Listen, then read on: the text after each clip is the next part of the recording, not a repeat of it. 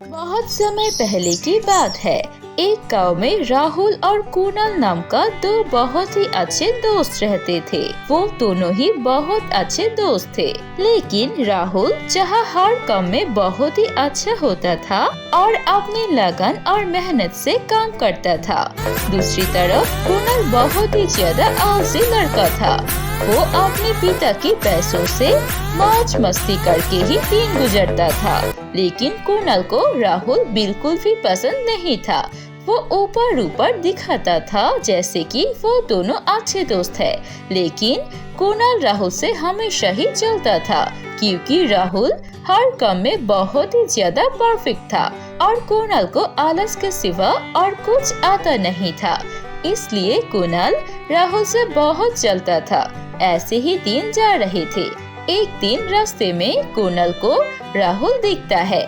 वो राहुल से पूछता है, अरे क्या हुआ, तुम्हारे हाथ में इतनी सारी मोबाइल क्यों है? कहाँ जा रही हो ये सब कुछ लेकर? कुणाल, मैंने सोचा है कि हमारे गांव में कोई भी मोबाइल का दुकान नहीं है, इसीलिए मैं एक मोबाइल का दुकान खोलूंगा और उसके लिए ही मैंने नया मोबाइल खरीदी है। तुम्हें और तुम्हारी परिवार में किसी को भी मोबाइल की जरूरत हो तो मुझसे ही मोबाइल लेना।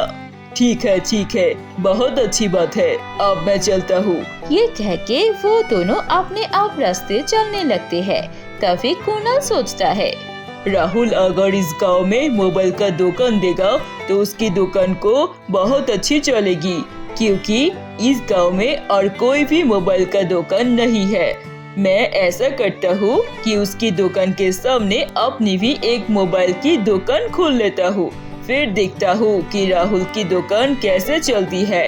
ये शैतानी आइडिया सोच के कुणाल अपने घर जाते हैं और अपने पिता से पैसे मांगने लगते हैं। पिताजी, मुझे थोड़ी सी पैसे दे दीजिए, मुझे उस पैसों से मोबाइल की दुकान खोलनी है। तुझे क्यों पैसे चाहिए?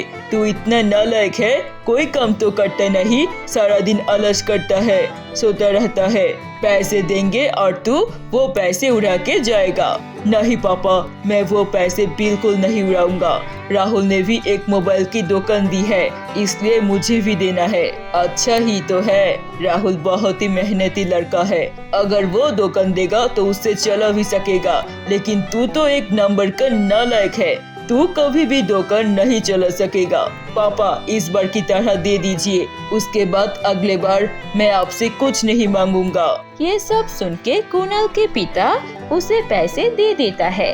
अगले दिन कुणाल वो सारे पैसे ले जाकर शहर में जाता है और जैसे कि कुणाल है नालायक, वो शहर में इधर उधर बहुत चीजें देखकर पैसे खर्च करना शुरू कर देती है। वो पहले एक मूवी देखने जाता है, फिर अच्छे से होटल में खाना खाता है और फिर मेले में चले जाते हैं। ऐसे ही करके वो ज्यादा पैसे खर्च कर देता है और मोबाइल न खरीद के ही गांव वापस आ जाता है। जब गांव में आ जाता है तब उसे पता चलता है, मैंने तो कोई फोन खरीदी ही नहीं, अब मैं दुकान कैसे दूंगा और मेरे पास ज्यादा पैसे भी नहीं बचे। पापा को मैं क्या कहूँगा? उसके बाद जब कुणाल घर आ जाता है, उसके पापा उस पे बहुत गुस्सा करते हैं और उसकी माँ बोलती है, अरे आपको भी क्या जरूरत थी, इस नालायक को पैसे देने के, सारे पैसे उड़ा के आ गया।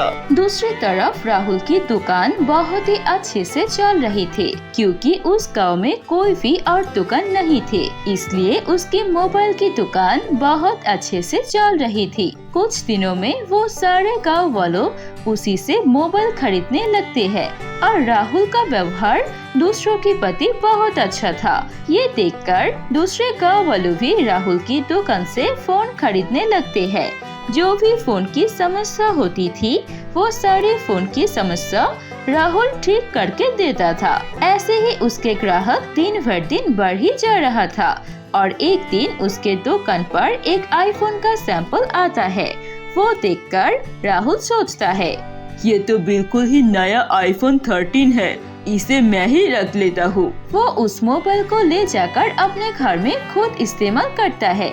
कुछ देर के बाद वो सोने के लिए जाती है और सो जाता है। रात को 12 बजे उसका गर्मी महसूस होता है। और वो उठ जाता है। वो देखता है कहीं से रोशनी आ रही है। वो रोशनी उसका आईफोन से निकल रही थी। कुछ देर बाद उस रोशनी से एक चीनी निकलता है।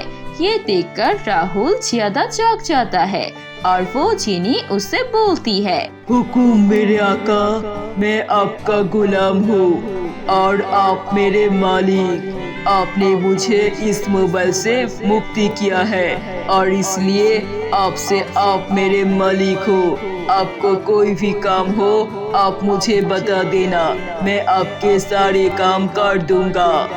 ये सुन के राहुल उस चीनी से पूछता है, अरे जीनी, लेकिन तुम तो अलादीन के चिराग में होते हो, मोबाइल में कैसे आ गई? मैं स्मार्ट जीनी हूँ, इसलिए मैं स्मार्ट आईफोन में ही रहता हूँ। आप बताइए, आप मैं आपके लिए क्या सेवा कर सकती हूँ? अच्छा ठीक है, तुम ये कमरा साफ कर दो। अगर मम्मी ने देख लिया कितना गंदा है कमरा तो बहुत डांटेंगे। इतना बोलने से ही जीनी सारा कमरा साफ कर देता है। ऐसे ही जीनी की और राहुल की बहुत अच्छी दोस्ती हो जाती है और इसके बाद जब भी कोई मोबाइल ठीक करना वाला होता था वो राहुल घर ले आते थे और जीनी को दे देता था। जीनी वो चुटकियों में मोबाइल ठीक कर देता था। ऐसे ही उसके दिन पर दिन ग्राहक और भी ज्यादा बढ़ने लगते हैं। एक दिन कुणाल ये सब देखता है और सोचती है, अरे ये एक ही दिन में इतने सारे मोबाइल कैसे ठीक कर देता है? जरूर कुछ न कुछ गड़बड़ है, मुझे देखना पड़ेगा। एक दिन कुणाल चुपके से राहुल के घर के बिस्तर के नीचे छुप जाता है और रात को जब राहुल घर आता है और अपनी जीनी से मोबाइल ठीक करने को बोलती है तो ये सब देखकर कुणाल बहुत चौंक जाती है और उसके मन में लालच आ जाता है और सोचने लगता है, अच्छा ठीक है, तो मैं इस आईफोन को ही चुरा लेता हूँ और इस जीनी को अपना गुलाम बना लूँगा। जब रात को राहुल सो जाता है तो कुणाल चुपके से उसका आईफोन चुरा के वहाँ से भाग जाता है और घर जाकर आईफोन ऑन करता है और जीनी उसे बोलती है, आपने मुझे मुफ्त किया, आप ही मेरे मालिक हो, हुकुम मेरा का। उसके बाद से कुणाल उस जीनी से नौकरों के जैसे बर्ताव करता है और हर काम करवाता था। जीनी मेरे पैर दबा दो, जीनी मुझे पानी पिलाओ, जीनी मुझे खाना दो, जीनी मेरे कपड़े सुखा के लाओ। दूसरी तरफ राहुल जीनी को खोकर बहुत उदास होता है और सोचता है, मुझे आईफोन ना मिलने का कोई गम नहीं है, लेकिन पता नहीं मेरा जीनी कैसा है, मुझे जीनी की बहुत याद आती है। ऐसे ही दिन भर कुणाल जीनी को नौकरों की तरह मजदूरी करवाता था। ये देखकर जीनी सोचता है, ये क्या हो गया, मैं ये किसके पास आ गई, मेरा असली मालिक कहाँ है? ऐसे ही कुछ दिन बीत जाते हैं। एक दिन अचानक किसी काम के कारण राहुल कुणाल के घर आता है और दिखता है घर में कोई नहीं है और कुणाल सोई हुआ है। जब राहुल कुणाल के कमरे में जाते हैं और देखता है उसके बिस्तर पर उसका आईफोन है, ये देख के उसे सब कुछ पता चल जाता है और वो अपना फोन लेकर ऑन करता है। तभी वहाँ पर जीनी आती है और जीनी और राहुल को देखकर बहुत खुश होता है।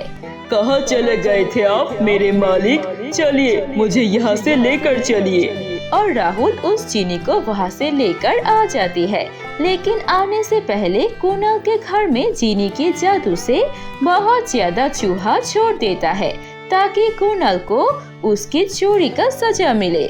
और कुणाल जब नींद से उठता है तो देखता है कि उसके सारे घर में बहुत सारे चूहा और उसके घर के ज्यादातर चीजें इधर उधर बिखरी हुई है। ये देख के कुणाल बहुत चिल्लाने लगते हैं, रोने लगता है और उसे दिखता है कि उसके पास आईफोन भी नहीं है।